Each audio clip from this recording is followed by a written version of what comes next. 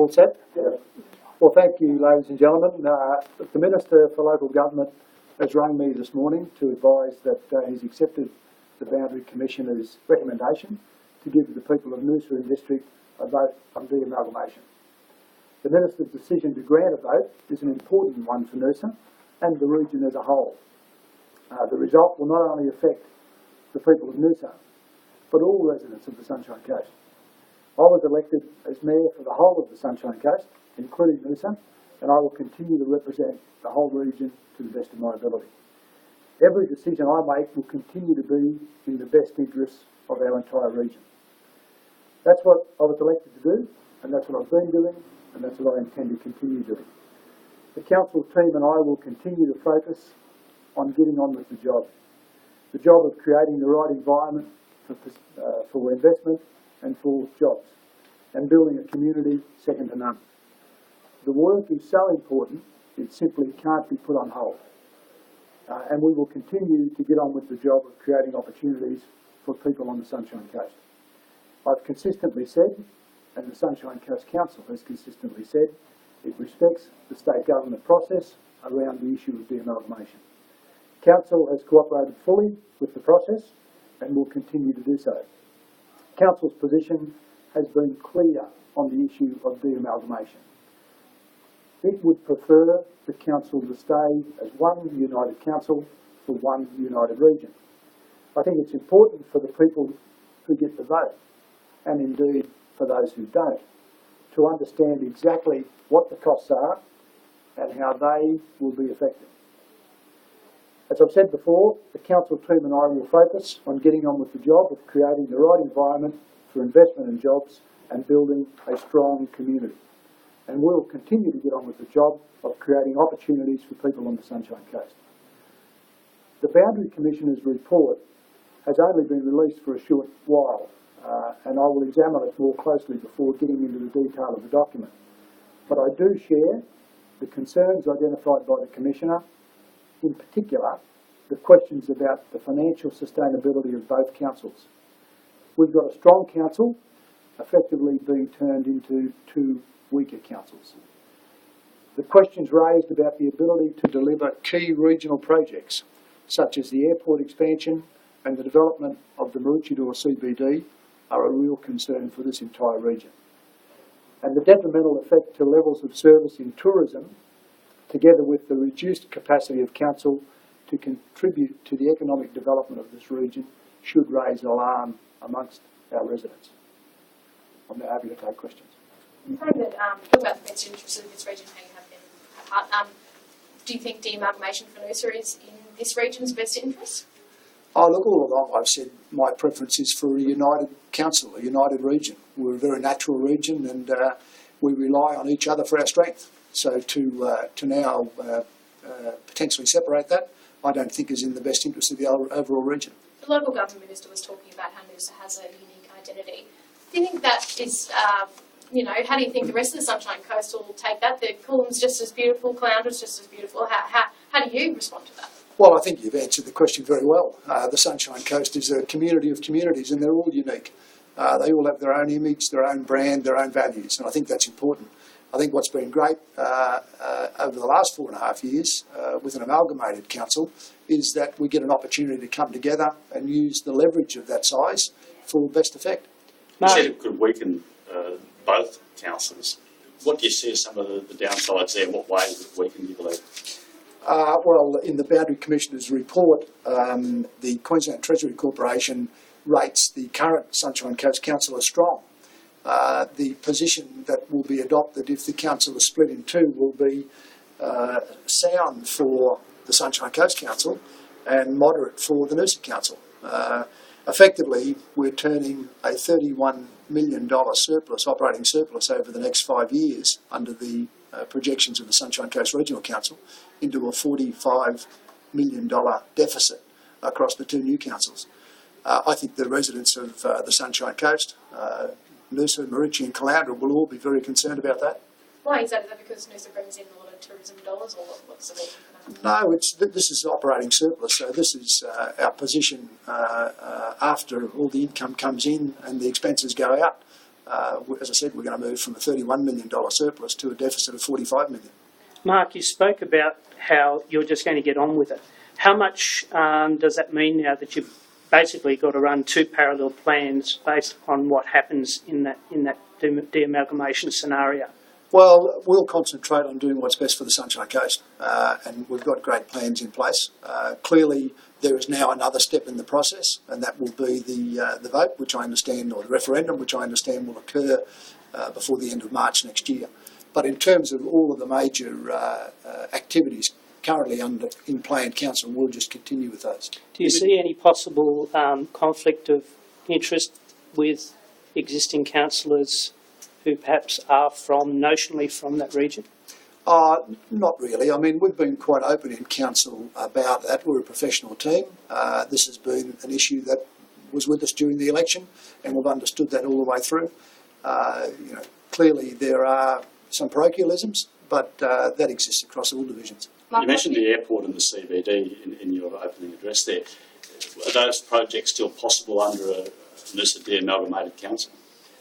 I was referring to the Boundary Commissioner's report and the concerns he raised about the potential impact on those region-making infrastructure developments, and really crucial region-making infrastructure developments. He's raised it as a possible risk until I get into the detail, but I would think it would be an absolute travesty if that was the case. These are really, really important developments for all of our region, not only for the population who live here now and work here now, but for all those that will come in the future. What about the costings? They're saying about $3.5 million. What do you think of that estimate? I thought it was 13. Sorry, $13.5 million. Well, I mean, in the end, the Queensland Treasury Corporation have been seen as the impartial umpire, and I'm prepared to accept their numbers. The challenge, of course, is the sort of the hidden costs, the unseen costs, the impacts on momentum, the impacts on morale. It's very hard to put a cost on those things. The lack of or the impact on business confidence in the community. Those sorts of things are very hard to value. But in the end, it's the numbers out there. At least now, the residents of Noosa can understand what it will cost them, right down to the additional fee on their rates bill for the years to come. And that will obviously form part of the decision they choose to make on referendum day. Will you be getting, say, Councillor Thompson, Mr Laverty, the financial side of things, to look at those projects, the airport, the major projects, the CBD, to see whether they are financially feasible if Noosa does de-amalgamate? Well, we need to carefully look at those things. I guess that's premature. There's still the matter of the referendum to occur. But we need to be ready for all possibilities, yes. Mark, between now and March, will you be campaigning proactively through advertising to sell your message as opposed to the other people who are being quite aggressive in that way? Look, the Minister for Local Government has assured me there'll be a very thorough promotional campaign to help Noosa and district residents make a decision.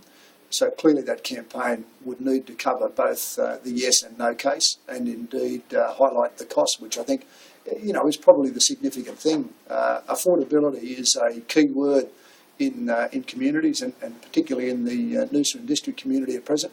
And I think people will be concerned about that additional impost at a time when they can least afford it. Noel Playford and Bob Ansett both said that impost of $260 in the first year and then the $140 ongoing doesn't have to be passed on to ratepayers. Can you see that happening?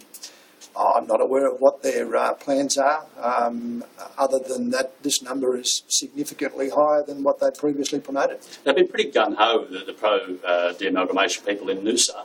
Is there any sort of sobering message you might like to give to them or the ratepayers before they jump into this, or consider before they vote? Oh, look, I think when it comes to people's money, they think very carefully about how they're going to spend it. As I said, at the moment, things probably are as tough as they've ever been for a lot of people. So taking on additional costs, probably doesn't appeal to them that much. But in the end, it'll be a choice for the people of Noosa. And as I said earlier, their decision will have, far-reaching impacts across the Sunshine Coast.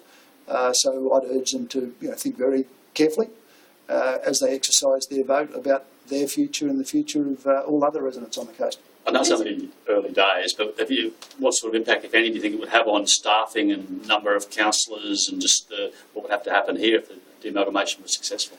Oh, look, that's probably premature at this point, other than to say that, should the vote proceed to the establishment of a new Noosa council, that would require a significant resetting of staffing numbers and political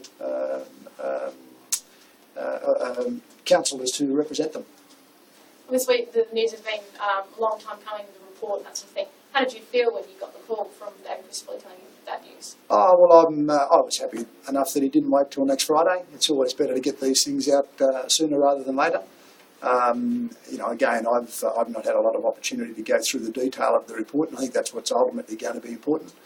But, I've been more than happy to promote the notion of a united Sunshine Coast. I think that's really important. I think we're on the verge of achieving some really significant things for this region, and nobody should fear that. People should embrace it, see it as a wonderful opportunity. And I think the benefits of a single united council representing this great region are just around the corner. What can you see as a downside for Noosa if it breaks against the amalgamate? For the people there, for the council there? Not being a part of the big council? Look, I think they perhaps lose some leverage. This region is set to benefit from being identified as a single council at state and federal levels in terms of some of the investment that will occur. I don't want to see that impacted for the Sunshine Coast or for Noosa. But I guess the devil will be in the detail, and I really haven't had a chance to go through all that at this stage. Has this knocked some of the wind out of your sails insofar as your plans and now that essentially you've got to rejig perhaps what's going to happen in the future? Oh, look, you can only play the ball as it comes to you, Charles, and this is something that's perhaps not unexpected. It's certainly been in the public arena for some time. Again, as I get more into the detail of what's in the report, I think about what the impact might be. But I'm concerned, as identified by the Boundary Commissioner, that we are turning one very strong council into two weaker councils. I think all of ratepayers would be concerned about that issue occurring. They need a 50% plus one vote to get up. As recently as the election campaign, you were going to all the forums, and what sort of support, what sort of chance do you think they might have of being successful? It's not a real high number, is it? Well, it's just over half. Look, I wouldn't really want to speculate on that. In the end, it's a decision for the people of Noosa. They carry that great responsibility with them, a responsibility that has, wide implications across the Sunshine Coast, and will be in their hands. Thanks, mate. Good. Thanks. Thank you.